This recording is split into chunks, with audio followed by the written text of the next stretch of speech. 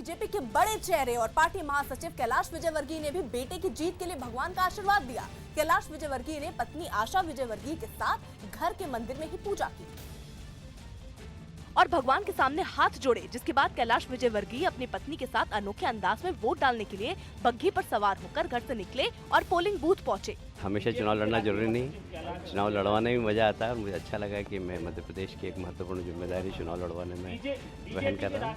कैलाश विजयवर्गीय के बेटे आकाश विजयवर्गीय पहली बार चुनाव लड़ रहे हैं और इंदौर 3 विधानसभा सीट से बीजेपी के उम्मीदवार हैं। 1984 सिख दंगों के दौरान त्रिलोकपुरी हिंसा मामले में दिल्ली हाईकोर्ट ने दोषियों की सजा बरकरार रखी।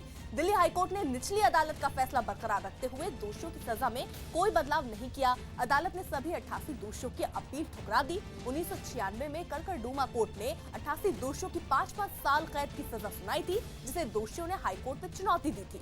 सभी 107 आरोपियों को दंगा भड़काने, घरों को जलाने और धारा 144 के उल्लंघन का दोषी पाया गया था, जिनमें से 88 दोषियों ने सजा के खिलाफ हाईकोर्ट में अपील की थी। हालांकि मामले में 95 शव बरामद होने के बाद भी किसी भी दोषी पर हत्या की धाराओं में आरोप तय नहीं हुए थे।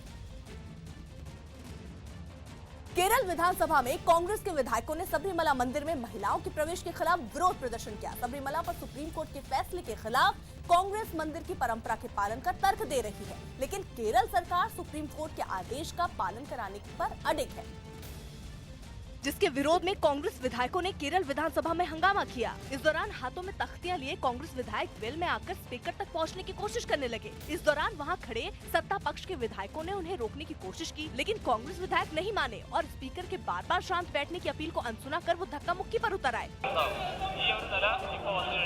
कांग्रेस विधायकों ने पार्टी की सरकार आने पर पूरे मामले को बेहतर तरीके से हल करने का दावा भी किया। कांग्रेस विधायकों के हंगामे की वजह से सीएम पी विजयन को अपनी स्पीच बीच में ही रोकनी पड़ी। जानकारी के मुताबिक मुख्यमंत्री पी विजयन ने सबरीमला मंदिर में महिलाओं के प्रवेश पर कुछ नियम बनाने के संकेत भी दिए हैं, लेकिन कांग्रेस ही नहीं, केरल में पैड बनाने की कोशिश कर रही बीजेपी भी सबरीमला मंदिर की परंपरा के पालन का तर्क दे रही है। जबकि कांग्रेस ने केरल सरकार से सुप्रीम कोर्ट के फैसले को लागू करने के लिए और वक्त मांगने की अपील की, क्योंकि कांग्रेस और बीजेपी जैसी पार्टियां अयप्पा भक्तों और सबरीमला की परंपरा में सियासी फायदा देख रही हैं। एक आंकड़े के मुताबिक केरल में मुस्लिम और ईसाई आबादी लगभग 46% है, जिसमें ज्यादातर लेफ्ट के साथ है। ऐसे में बाकी बचे हिंदू वोटरों पर कांग्रेस और बीजेपी दोनों की नजर है। हालांकि इस मामले में सुप्रीम कोर्ट में 48 पुनर्विचार याचिकाएं दाखिल की गई हैं, जिन पर 22 जनवरी को सुनवाई हुई। इससे पहले सुप्रीम कोर्ट ने 28 सितंबर के फैसले में हर उम्र की महिलाओं को सबरीमला मंदिर में प्रवेश की इजाजत दे दी थी। राजस्थान के चुरू में विधानसभा चुनाव में लोगों को वोट डालने के लिए जागरूक करने के मकसद से एक अनोखी बारात निकाली गई। इस बारात में प्रशासन के कई बड़े अधिकारी शामिल हुए और सबने 7 दिसंबर को होने वाले चुनाव के लिए लोगों से वोट डालने की अपील की।